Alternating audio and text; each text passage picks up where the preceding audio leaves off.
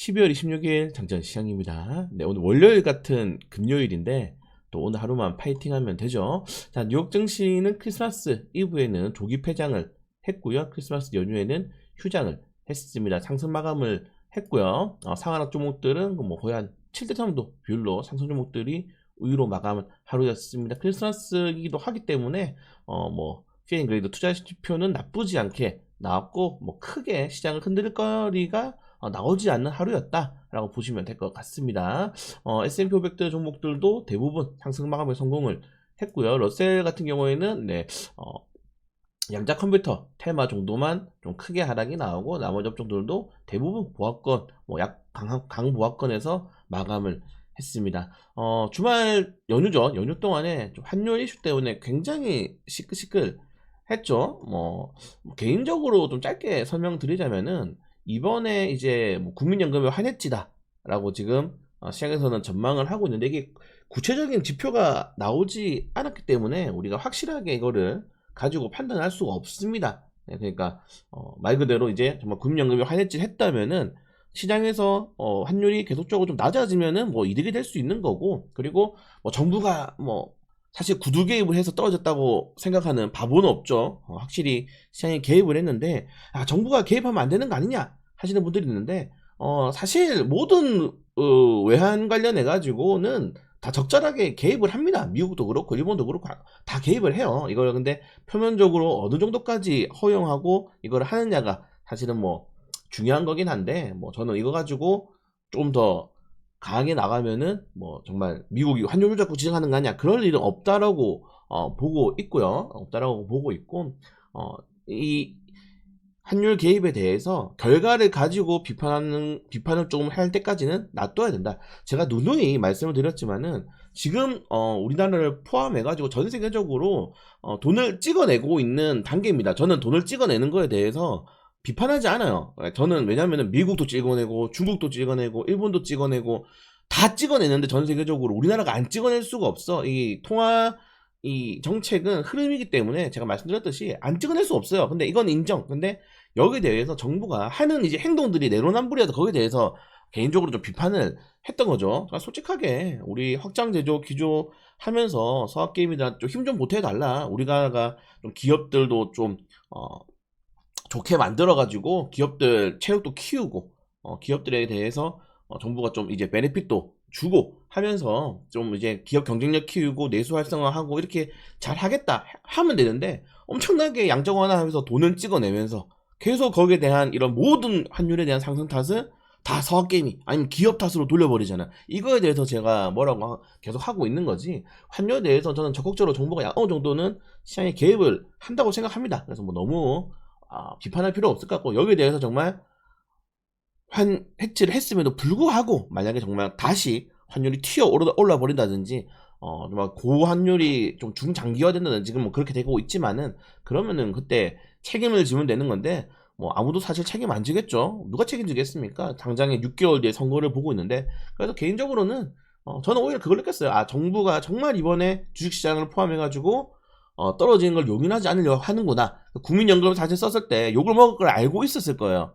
알고 있었음에도 불구하고 썼다는 것 자체부터가 주식시장을 확실하게 키우려는 거구나. 저는 오히려 그렇게 생각했기 때문에 뭐 너무 비판적인 해석보다는 어쩔 수 없이 한 거고, 네, 그거에 대해서 우리는 앞으로 시장의 포지션을 잘 확인하는 게 좋을 것 같습니다. 그리고 계속 이제 뭐 환율 어떻게 잡힐 수 있느냐 하고 있는데 안 잡혀요. 안 잡힐 수밖에 없는 게 이제 한미 기준금리 차이가 여러분들 이렇게 장기적으로 스프레드가 벌어진 지가 역대 최장입니다. 최장.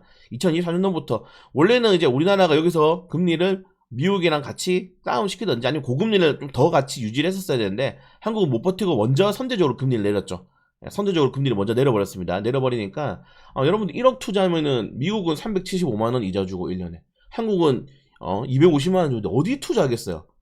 간단한 거예요. 여러분들이 투자라는 게 돈을 더 많이 주는데 자금이 쏠릴 수밖에 없는 거고, 근데 그게 미국이야. 한국이랑은 상대가 안 되죠. 거기다가 미국 같은 경우에는 성장률이 이번에 뭐 3분기 4.3이 나왔지 않습니까? 물론 뭐 연말까지 봐야 되겠지만은 결론적으로는 내년에도 계속 2% 넘는, 그냥 2.5에서 3%대 넘는 성장률을 기대를 하고 있는 국가가 미국이에요. 그 체급에, 그 덩치에.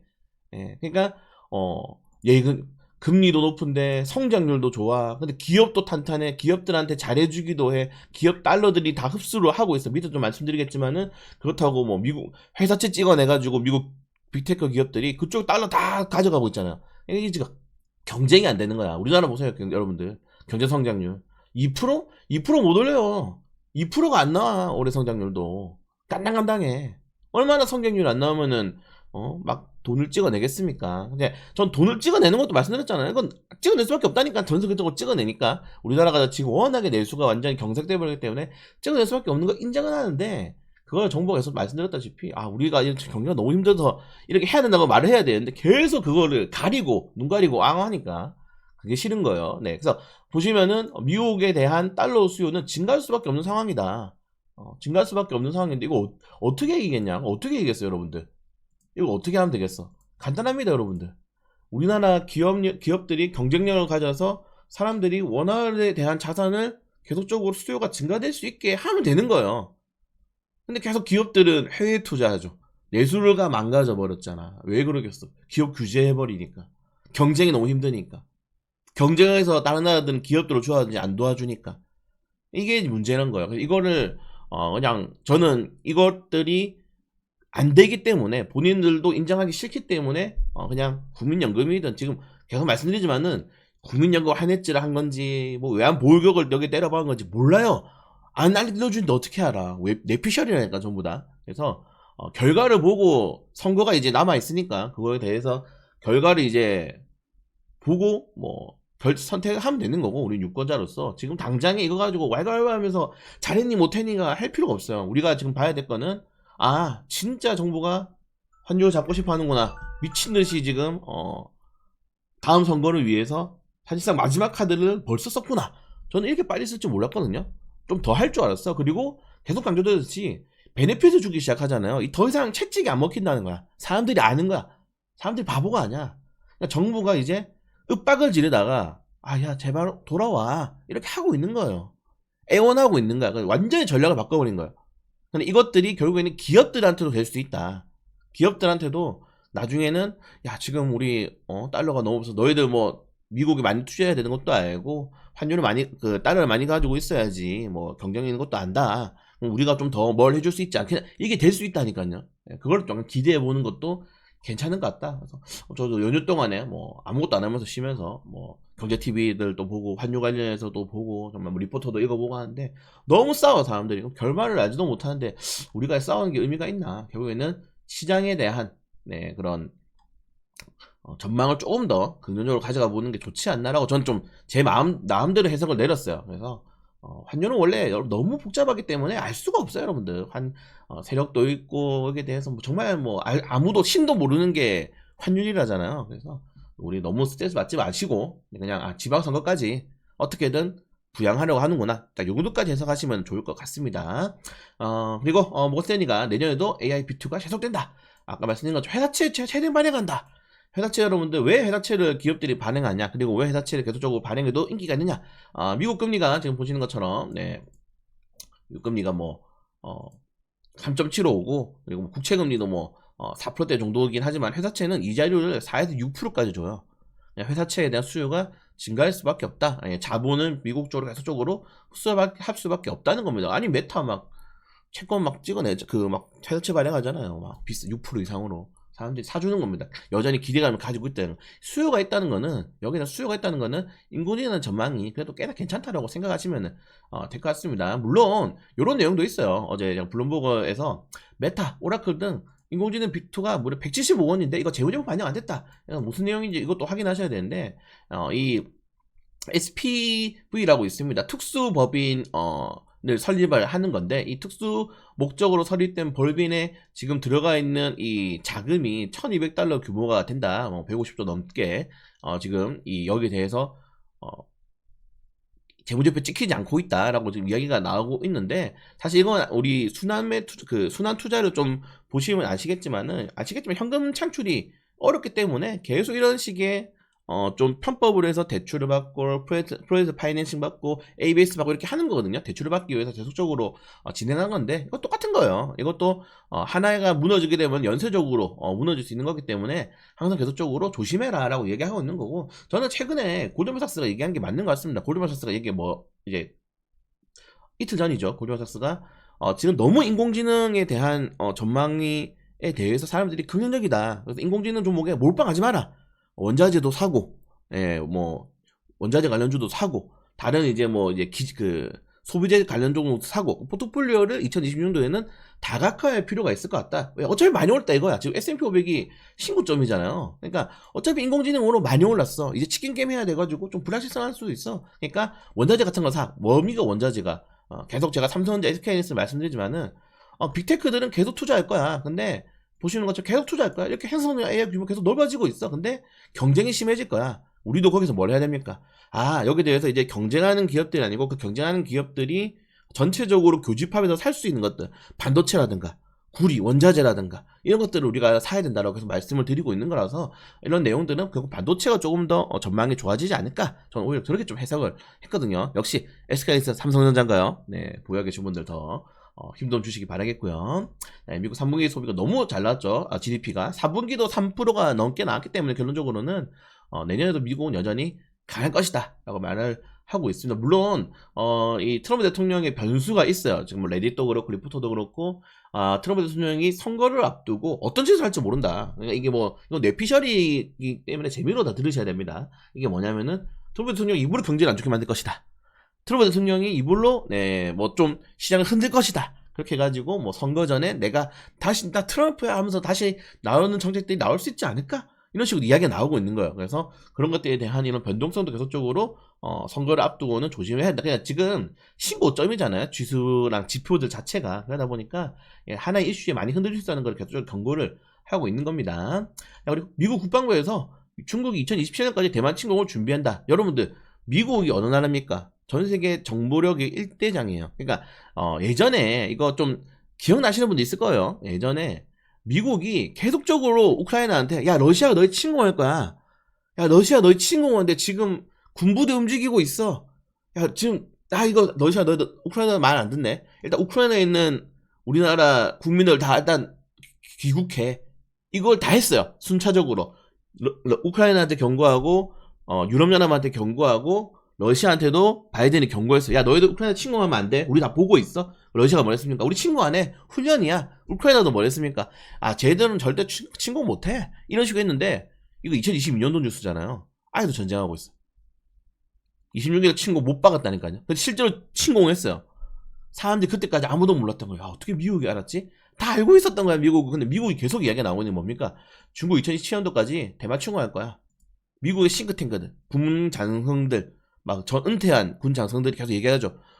중국은 대만은 무조건 침공한다. 시기에 따라 다르지만은 최소 2027년대가 안으로는 침공할 것이다. 이렇게 이야기가 나오고 있는 거예요. 전쟁이 될 수가 있다는 것들도 여러분들 조심하셔야 된다. 보시면 될 것 같고, 이게 국지전으로 가느냐 아니면 전면전으로 가느냐가 좀 이제 봐야 되겠지만은 일단 침공은 거의 사실상 기능 확정적이지 않나 이렇게 보고 있습니다. 방산주 사야 되나요? 그리고 미국 식품의약국에서 혈액치료제 관련해 가서 약물 사용의 범위를 확대하겠다는 이슈가 나왔어요. 혈액치료 관련 테마주들 좀 보시면 되겠죠. 그리고 트럼프 대통령이 이렇게 금관을 이번에 그 에이펙 정상회에서 받았는데 황금 열쇠, 황금 진짜 줘요. 황금 한대, 황금 열쇠, 이민카드, 황금 카드잖아 자기. 18억짜리인가 황금 열쇠를 또 선물 받았다고 합니다. 금 좋아하죠. 아무튼 이런 내용이 있고, 트럼프 대통령이 GDP 조조에도 금리 더 내려야 돼 라고 하게 되면서 트럼프 대통령은 금리를 여러분들 말씀드렸다시피 1%대를 원하고 있어요. 미국 금리 1%대를 원해. 그 1%대를 맞추는 연준의장을 선임할 거야 라고 했기 때문에 기대해보는 것도 나쁘지 않은 것 같습니다. 연연합이 철강, 화학 등 에너지 지역 산업에 국가 보조금을 이게 보세요. 다 보조금을 준다니까 지금. 우리나라만 안 주고 있어. 우리나라만 기업들 때려잡고 있다니까. 이상한 법 만들어가지고. 이렇게 하면 지금 못 살아남아요. 이것도 빨리 기조를 바꿀 수 있을지, 고집을 꺾을 수 있을지 보도록 하겠습니다. 사람들이 그러니까 지금은 몰라. 나중에 내 일자리가 없어지고 내 보너스가 깎이고 내가 협력하는 파트너들이 도산하고 그러다 보면 그때 경제 위기가 온 걸 알 수 있을 건데, 저는 우리가 지금 거의 목 끝까지 차오르지 않았나, 경쟁이 너무 심하기 때문에. 그래서 좀 계속 말씀드리지만은 기업들 미워하는 거 그만 좀 하고 베네핏 많이 줘야 된다. 이건 어쩔 수가 없. 일단 살리고 봐야 돼. 어쩔 수가 없어. 뭐 그렇습니다. 너무 부자를 너무 싫어요. 사람들이 다 부자가 되고 싶어하는데 왜 부자를 싫어하죠? 네. 그리고 중국이 내년 3월까지 일본 방문 개수 60%로 줄여고 지시한다. 와, 이거 정말 여러분들 대단한 공산국가 아닙니까? 네. 와, 대단하다. 네, 그래서 이런 것들이 우리나라에 환율도 떨어졌는데 많이 여행 왔으면 좋겠습니다. 이런 내용이 있고, 네, 중국이 철강 밀어내기 비상이다. 제가 누누이 강조드리지만 트럼프의 관세 전쟁의 스타트 트리거는 중국이 던졌다. 모든 기업들에 대해서 지원해주고 반덤핑해주고, 뭐 얘들이 뭐 법을 지킵니까? 국가 뭐 환경법을 지킵니까? 노동법을 지킵니까? 뭐 이런 것들 아무도 안 지키잖아. 네. 이번에 말씀드렸다시피 이 중국이 계속적으로 제조업이라든가 다른 기타 산업화가 우리나라랑 다 겹치기 때문에 트럼프가 몇 년 동안 안 조졌으면은 우리나라가 더 조져졌을 겁니다. 더 빨리. 그래서 이것도 어떻게 될지 모르겠지만은 최근에는 이제 유럽연합도 미국도 그렇고 이런 거 기업들에 대해서 계속적으로 관세 때리고 규제 때리죠. 우리가 좀 적극적으로 해야 되지 않나. 최근에서 철강 업종도 화석유화 업종들 쉽진 않아요. 우리나라 5대 수출 품목 중에 여러분들 석유화학이랑 철강이 있는데 이 두 개가 망가져 버린 거야 이제. 진짜 반도체 자동차 망가지면 우리 뭐 먹고 살죠?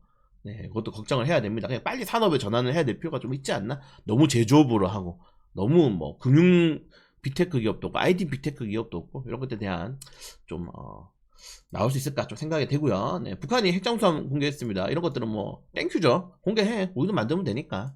이런 것들은 명분을 만들 수 있다. 국제사회에서.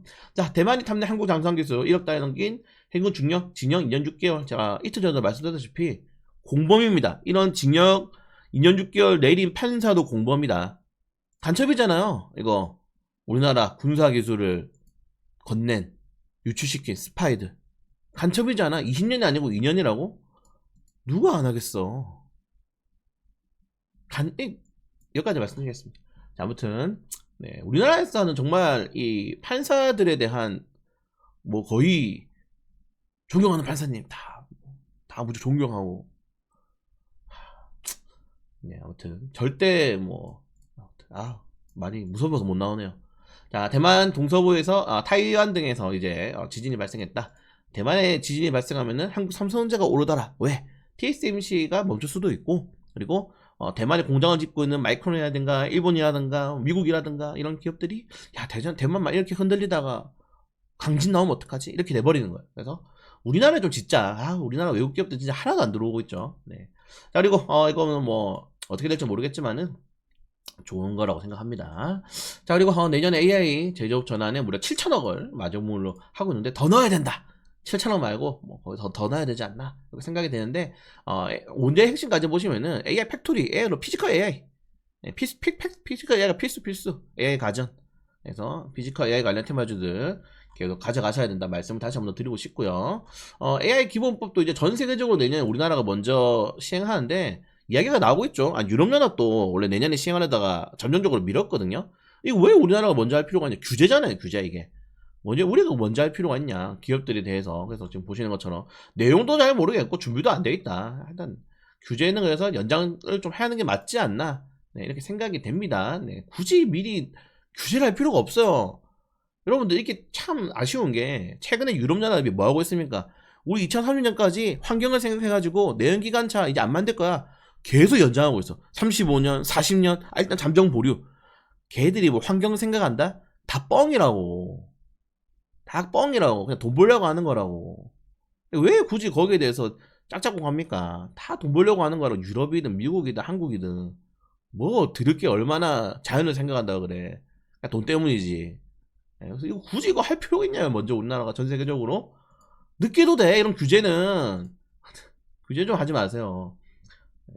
자, 그리고 뭐 내년 스테이블코인 관련된 내용이 나오고 있는데 뭐 스테이블코인 잘 모르겠고, 자, 아무튼 뭐 요 정도까지 보시면 될 것 같습니다. 그리고 정말 중요한 주말 동안 또 연휴 동안 중요한 뉴스 하는데 엔비디아가 AI 스타트업 그록을 이제 테슬라 그록 아닙니다.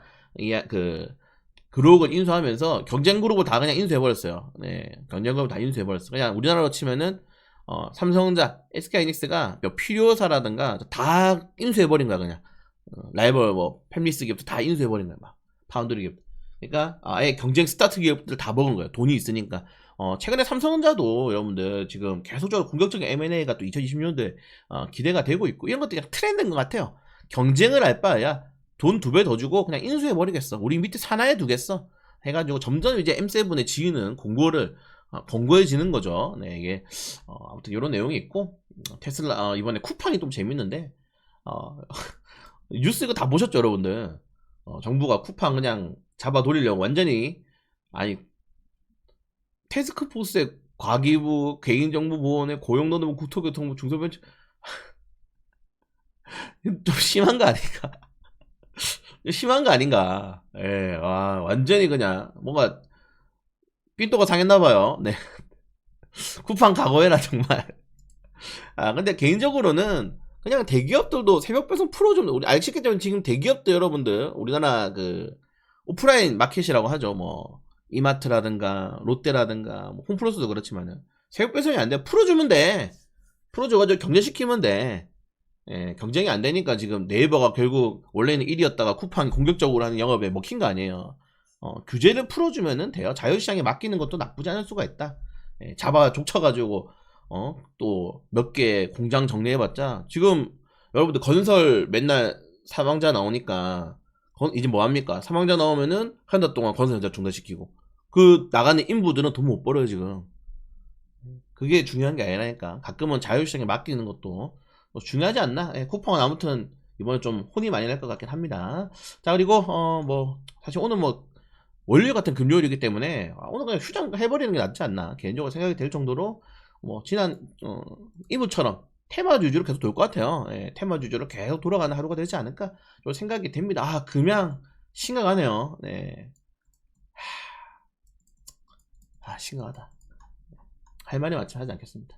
그리고 박힌데이 휴장하고 뭐 오늘 요 정도. 네 오늘 짧게 하려고 해도 말하다 보니까 길어졌네. 자 아무튼 드리고 싶은 말씀은 오늘 또 뭐 사실상 휴장이지 않나 좀 그렇게 말씀을 드리고 싶고 이제 내년까지 거래일이 2거래일밖에 남지 않았습니다. 월요일 화요일날 수요일날이 휴장이죠. 그래서 너무 여러분들 막 시장보다는 오늘 저희도 그렇지만은 이제 뭐 그냥 종목에 대해서 계속적으로 브리핑하고 상담하고 뭐 전망에 대해서 준비하면서 우리 같은 경우는 얘네도 비합이 얘기하니까 거기에 대해서 계속적으로 잘 준비를 해볼 수 있도록 하겠습니다. 자 아무튼 오늘 날씨가 엄청 추워졌어요. 여러분들 영하 막 밑으로 떨어졌으니까 날씨 조심하시고 웬만해서는 집 밖으로 나가지 마세요. 네, 춥습니다.